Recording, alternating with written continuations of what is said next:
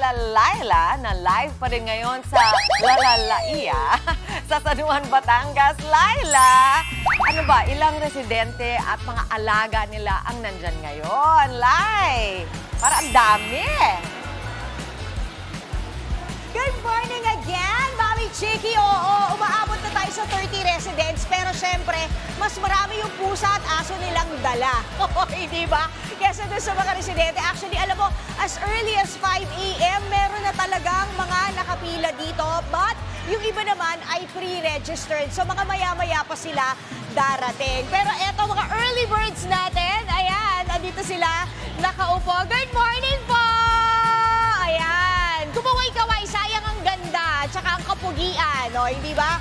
Okay, so kausapin natin muli si Doc Joy Buarin, ang ating municipal vet ng San Juan, Batangas. Doc, importansya lang po para sa lahat, sa kaalaman ng lahat, yung importansya po ng pagpapakapo ng ating mga alagang aso at pusa. Yes, Bakit ba natin kailangan gawin yun? Opo. So, meron tayong dalawang parang category ng benefits. Meron tayong behavioral at meron tayong sa animal health. Okay. Pag behavioral, syempre, kapag nakapon yung ating alaga, mas kalmado sila, mababawasan yung pagiging agresibo nila. Yung nakikipag-away, alam niyo yon pag nagliligawan yung mga pusa sa bobong? Yes, Oo, pag tapos naglalandi. nagkakambulan sila sa bobong.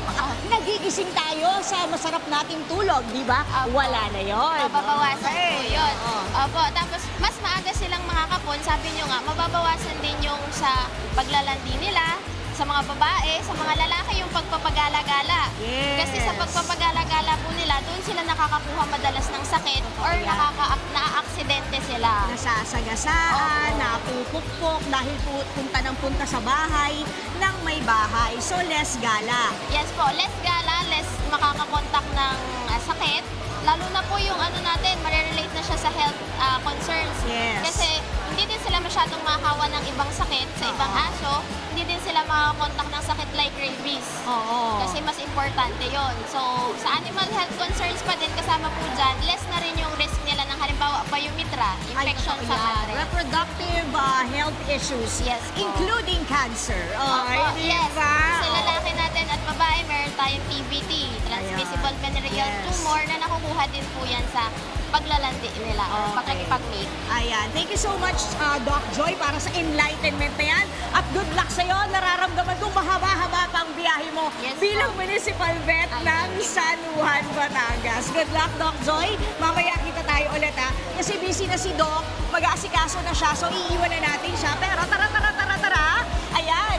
Eto yung mga steps dito sa ating Kapon Project o yung ating Pay It Forward ng One Meralco Foundation at ng Katropa. So syempre, unang-una, ayan ang magpaparehistro. Nasa 30 na.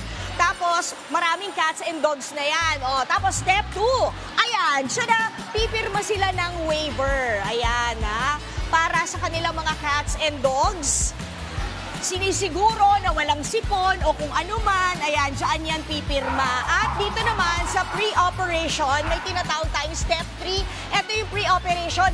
Hindi po basta sasalang ang inyong mga aso at pusa sa kapon because hindi naman sila lahat fit para sa pagpapakapon. Kapag may sipon, hindi yan kakapunin. Kapag may ubo, hindi kakapunin ang ating mga pusa. At lalo na kapag underweight ang mga pusa ninyo, hindi po sila fit for kapon. More or less, dapat 2 kilos pataas ang timbang ng ating mga pusa. O ngayon naman kausapin natin, eto na!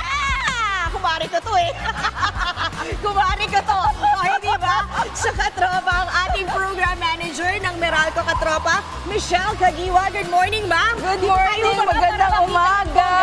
Oo. So pang ilan nyo na bang Pay It Forward ito? Pangalawa na. Okay. Sinimulan namin ang Pay It Forward actually sa Pateros last Okay. year, noong December last year. Nakailan kayo?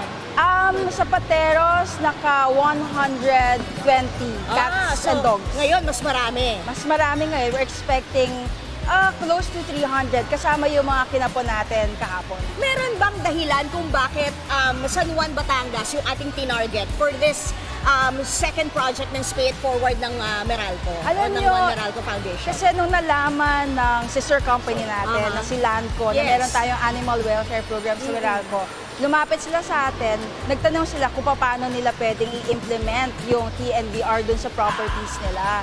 So, because we've started doing it last year, sabi namin, sige, tutulungan natin sila. And then yun na nga, nakita naman namin na dito sa Laia, there really is a need for spaying and neutering. Nakita nyo naman dito na kanina pa nakapila yung mga tao. At saka talagang they're very grateful na for the first time after a very, very long time. 2018 daw ang Yes, huli. oo. O hindi ba? Oo. At saka maganda rin na open na sila sa mga pagpapakapon kasi yung iba nating mga friends, mga pet owners, medyo natatakot silang magpakapon ng kanilang mga cats and dogs kasi iniisip nila, naku baka mamatay o kaya naman ako baka mamaya. Kasi hindi, gusto ko muna ng isang remembrance para sa kanila. Paanakin muna natin ng isa pagkatapos sige kapon na, di ba? At least dito, sa community natin dito sa San Juan, We're raising open sila. awareness Yes, also oo. na because of this, nakikita ng iba pa na mas nagiging healthy, maraming benefits talaga na naitulong pagpapakapon, hindi lamang po para sa ating mga pets, kundi para sa buong community. Actually, yung mga resorts na kinapon natin kahapon, it actually helped, manage the feline population. Totoo Kasi naman. alam mo, pag dumami talaga sila, doon na nagsa-start yung mga problems So, sana yung mga ibang properties or yung ibang companies, they start doing their own initiatives. To be accountable, take ownership for the animals that are in your own properties. Kapon po talaga ang isa sa mga solusyon para mabawasan yung population ng mga pusa at aso. Kasi the lesser yung mga alaga ninyo, o sabihin na natin sa isang kumpanya, sa isang resort, no? Mas lesser yung responsibilities nyo.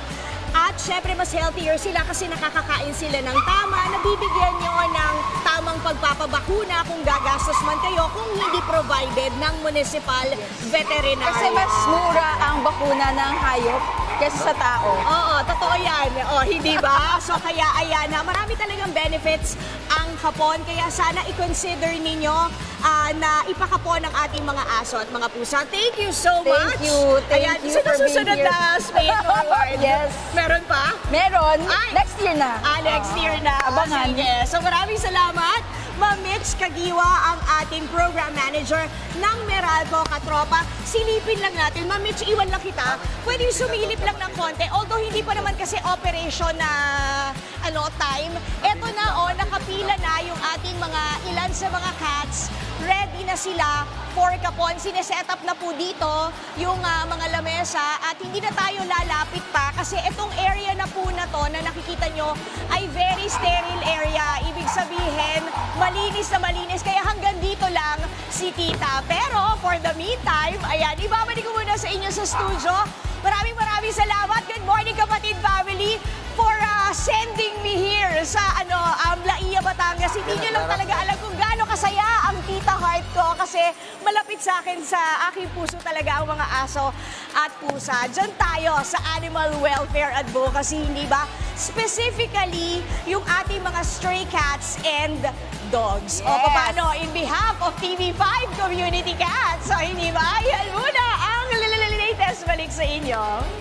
Maraming salamat, Laila. Ramdam namin ang kaligayahan mo. At sa katulad nila, Ma'am Mitch, naku, dumami pa sana kayo. At marami pa sana mga Pay It Forward programs. Ito po, sa kita tayo, pizza na, negosyo pa. 6 digits na kitaan kada buwan sa pizza card. Wow! At sa health check para sa mommies dyan, pag-uusapan natin ang baby teeth at kung paano ito dapat ingatan habang hinihintay pa ang permanent teeth ng ating kids. Huwag na po kayong aalis mga kapatid, magbabalik pa ang inyong paboritong morning kasalo. Ito ang Good morning, kapatid!